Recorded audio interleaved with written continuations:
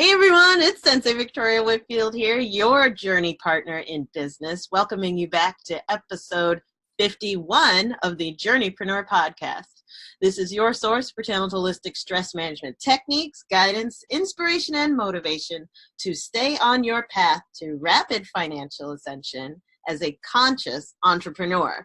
So you are in for a treat today. The title of this podcast episode is Don't Pretend Your Grass is Greener. And in fact, that title came from our guest today, Chantelle Paige Turner. She founded Stronger Mommy, and she creates a group, a safe space for mothers of special needs children to come together, pool resources, and lift each other up on that journey of parenthood. And we are on a roll right now talking about Don't Pretend Your Grass is Greener. Chantelle, take it away. What's dropping in for you? Well, awesome, Victoria. Thank you for having me on. And yeah, we were talking about that. And I was saying that, I think so often we're looking around at the different people that are out there in our space. And on social media today, obviously, it's a lot more present than it used to be, right? Because we're not all standing around the water cooler telling our favorite stories. We're constantly posting the best versions of our lives up on social media. And so it's easy to look at somebody else and think, oh my God, their grass is so green, right? And everybody's familiar with this saying where you think their life is perfect. Things are so nice on their side of the fence. And I think because of that, we end up in some ways trying to paint our own grass, if that makes sense. Like, we're out there and we're like with a spray paint can pretending our grass was just watered and is growing like crazy. But realistically, we just spray painted it green for the party. And that's the picture we're going to post. And so that's kind of what made me think of that, was like this fake persona that so many people these days feel like they have to put on just to show up on social media. Totally. So why do we get sucked into that, especially as entrepreneurs? Like, we're trying to put it out there. Well, here's what drops in for me. Like, I imagine we're trying to put our best foot forward. We're trying to, attract clients, attract attention and all this stuff. And there's this thing with social media where you can put filters and you can post your video after you edited it and all of this stuff. And then this person over there has the perfect looking brand, or this person over there, like their launch is going amazing. And then we get into this thing of the comparison monster of like, okay, I got to keep up, or I got to do as good, or, what my business card needs to look as cute as hers. And why do you think that we get wrapped up in spray painting our grass? Because it's super inauthentic to do that. Like, and I'm turning to our listeners as I'm saying this, when you spray painted your grass versus when you watered it. So Chantelle, why do you think we stoop to that? Like, what's going on there? I think so many people think they have to be attractive to attract people. Right? Like, because it's the word. So the word is attract. So we're thinking like, okay, if I'm going to attract somebody to me, I have to be attractive.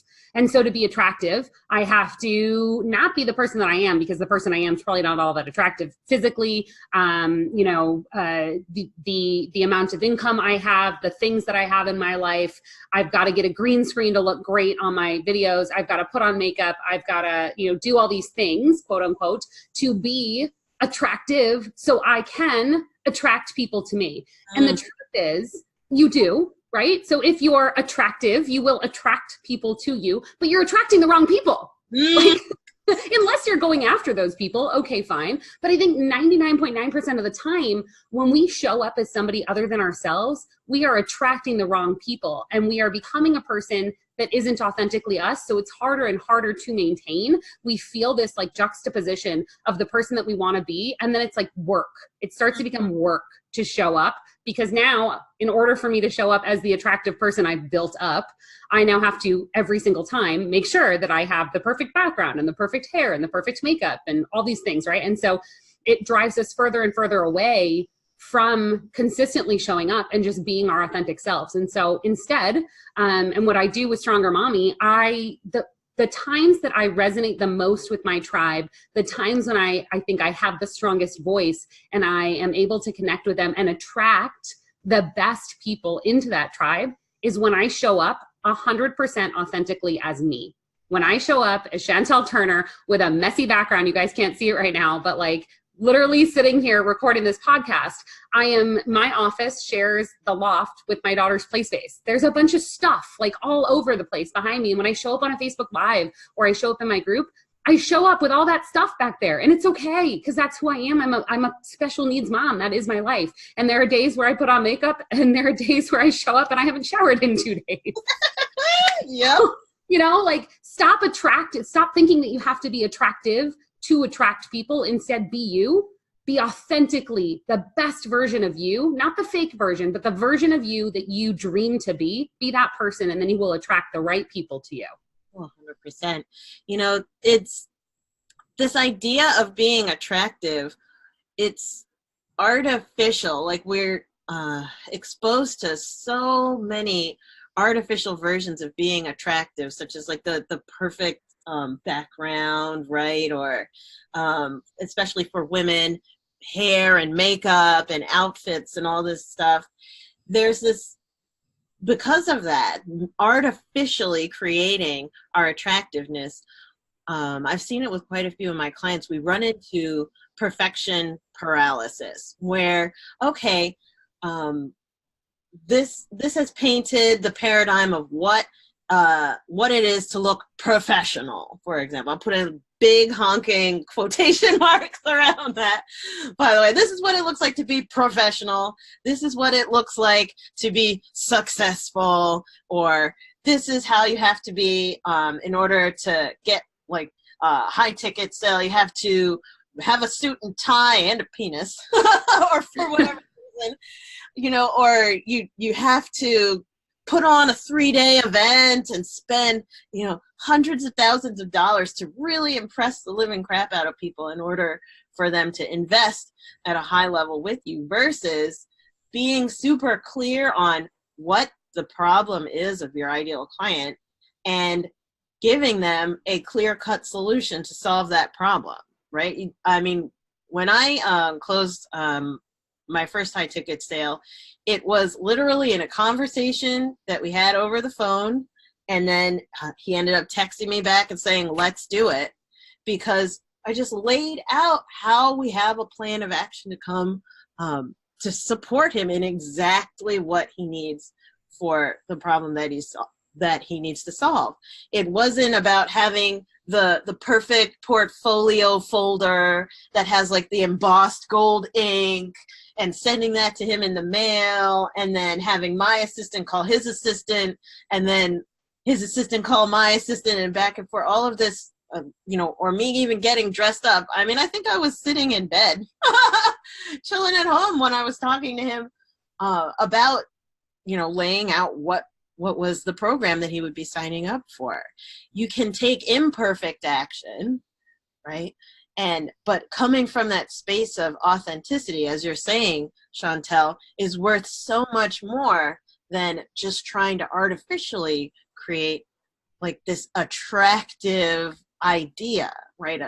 According to the mold that we're fed. You know, the fact that you are who you are, Chantelle, the moms who need you, they see that you know what you're talking about, right? You are living that lifestyle that they understand so deeply, and when they look at you, or they look at, you know, your background and see that, you know, there's toys and stuff like that, that they're like, oh, that's my girl. I know that when I talk about the stuff that I'm going through, she knows exactly what I'm talking about. Like, she can resonate with me, she can talk to me because she knows what's up, versus someone who says, oh, let me tell you how to be a stronger mommy, and they don't even have kids, or their house looks pristine, right? And it's, you lose your authority when you stop being authentic.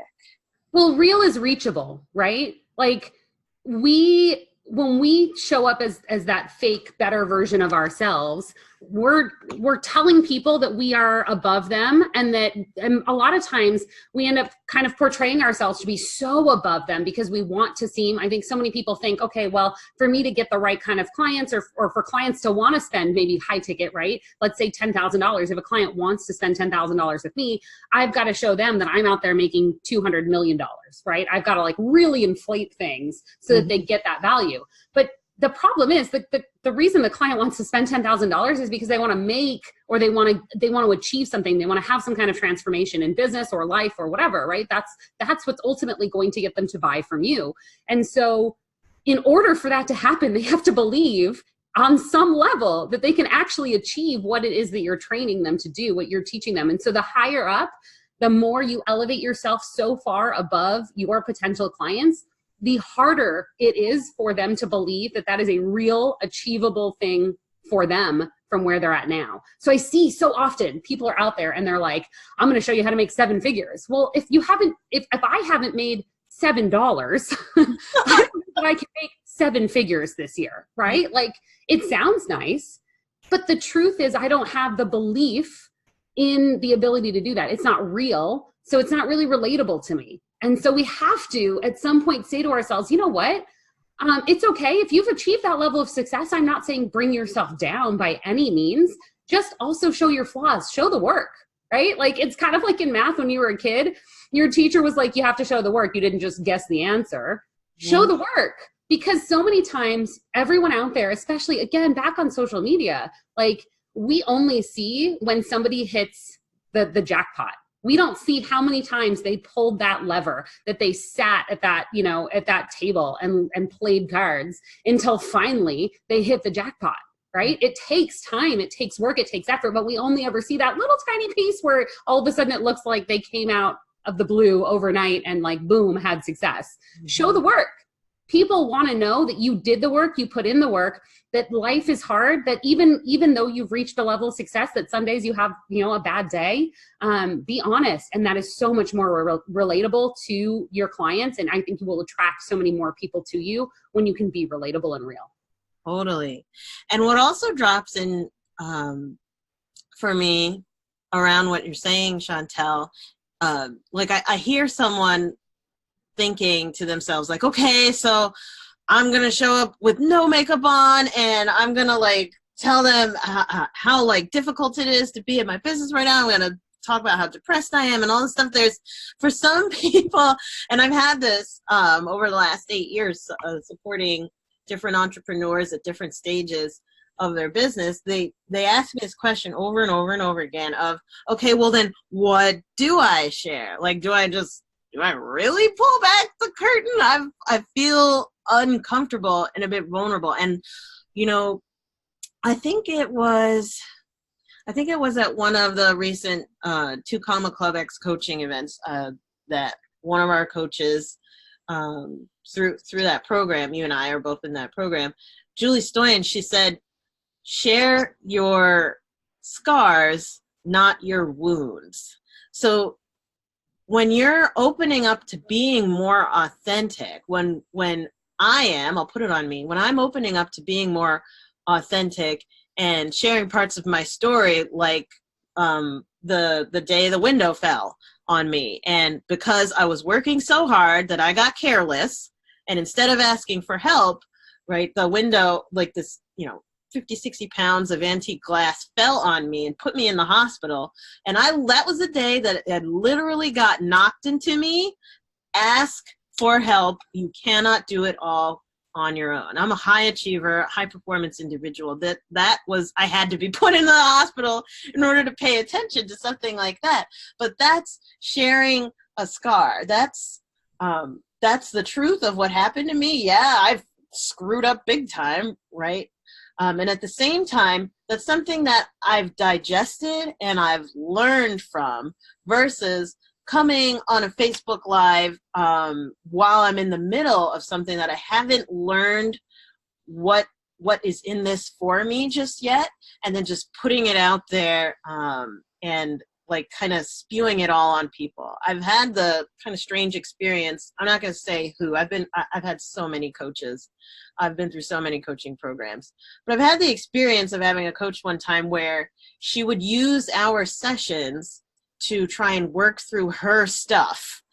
And that's not what you want to do. That gets messy. So yes, there's the story of being authentic and sharing from the heart and, being real about what's going on. But for those of you, if, maybe someone's listening and they start wondering, well, what do I share? Julie Stoyan's phrase of share your scars and don't share your wounds was really empowering for me this year to hear.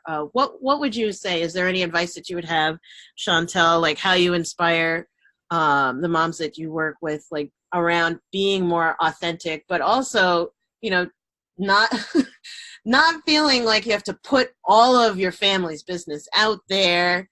Like, what comes up for you around this, Chantelle? 100%. It's really like, what's the journey you've been on, not what's the journey you're on today. Mm-hmm. So, for me, like, and we're all hotter in the moment, right? Like everything is bigger when it's happening. It's more exciting. It's more devastating. It's harder. It's more frustrating, all of that. And then when we can kind of look back on something and have that introspective and really go, okay, cool. This is what happened. This is how I reacted. Maybe I shouldn't have reacted that way.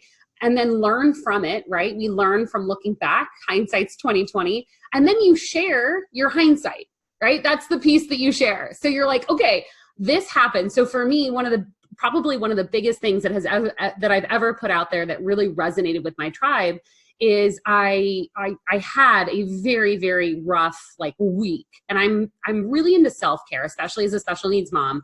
There's a lot of mom guilt out there. Kids in general, for all the moms or parents, man, they find the last tiny thread of sanity that you have and then snip at it until it breaks. They're so good at that. And I feel like I had reached my limit, and my daughter was pushing, and she was throwing a tantrum. So she started it. But let's be honest, I threw a parent tantrum back. Okay. I slammed her door. I yelled. I regretted every second of it. But in that moment, I could not contain myself. Now I'm not a hitter. So I was raised in a yelling household. I'm a yeller, and I try so hard not to be, but I'm a vocal person. I'm Italian. I'm a yeller, and I exploded. And I apologized to her afterwards, and I told her that I was wrong. And I want her to learn that as humans, we make mistakes, and we have to accept the mistakes that we made and then figure out how to move past them and all of that.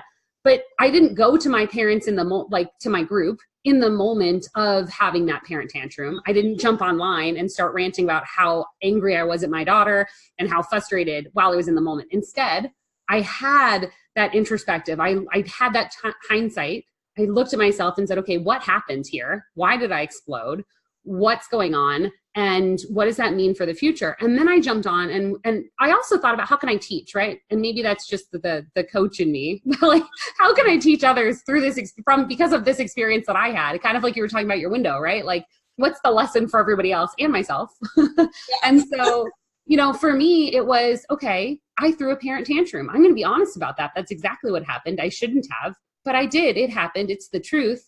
And then I apologized, and I can't go back, right? So many times as parents, especially, we think, oh my God, I've ruined my kid for life now because I yelled at her one time. And truth be told, I'm probably going to yell at her again. I'm not going to want to do it. I'm not going to intend to do it. But somewhere, I just know this, somewhere along the way, I'm going to probably yell again at my child over something.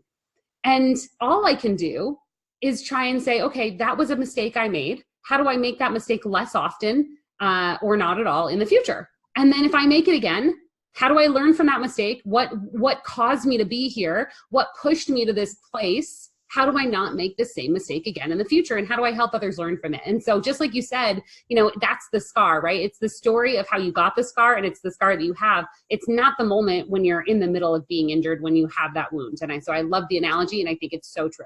Oh, absolutely.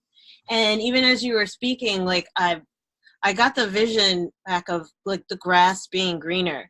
And you know what, Chantelle, your grass has its own special kind of green because you use your own special kind of fertilizer. And fertilizer is made of all different kinds of crap, the crap that comes up in our life. But in nature, the point of, animals, let's say, leaving their droppings is that it redistributes minerals into the topsoil. So your side of the fence, let's say, your grass is going to have different kinds of wildflowers, different kinds of colors, all of the things that are unique to you, because that's what you received from that experience, right? The wisdom that you were able, as you say, with hindsight being 20/20, to glean from that experience. You're going to color your grass naturally as you receive what wisdom you're receiving from your journey versus over on my side of the fence or anybody else's side of the fence. I've got different crap coming up, and my grass is going to look authentically and organically different because the minerals that are coming from the fertilizer that I've got going are entirely different. So you inspired me to come back to this idea of don't pretend your grass is greener, right? By just, spray painting it green. No, there's so many, like to our listeners now, there's so many experiences that you've had that you can own and really learn from and speak on. But just as we were saying, as long as you're looking at them in hindsight, the more that you're owning the wisdom of experience, the myriad of experience that you've been through. Because if you learn from it, chances are someone else can too. And I love it. And I think as you're saying that, I'm thinking, and don't go crap in somebody else's yard. Yeah. That's all I'm thinking. I'm like, man, this is so true. Like, okay, we're not animalistic anymore, right? We have toilets and things like that. But crap in your own yard, that's okay. And that's going to someday grow into flowers. But you wouldn't just go over to your neighbor's house and take a crap in their yard. So you wait for your flowers. And then once your flowers grow, you bring the flowers over, and then you can talk about how they came to be. But don't go crap in somebody else's yard. This is so good.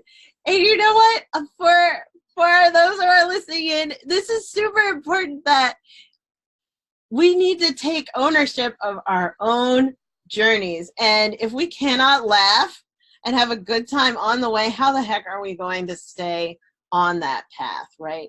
If you're listening in to this podcast, you are called to serve people. You have a big purpose, life purpose to live out in this lifetime, and your business is just a vehicle for sharing that. So, Chantelle, oh my goodness, this has been amazing. Could you please share how our listeners can follow, subscribe, and celebrate you? This has been absolutely fabulous, and I could tell that you've got tons and tons more nuggets of wisdom where that came from. So please let us know where we can support and celebrate you.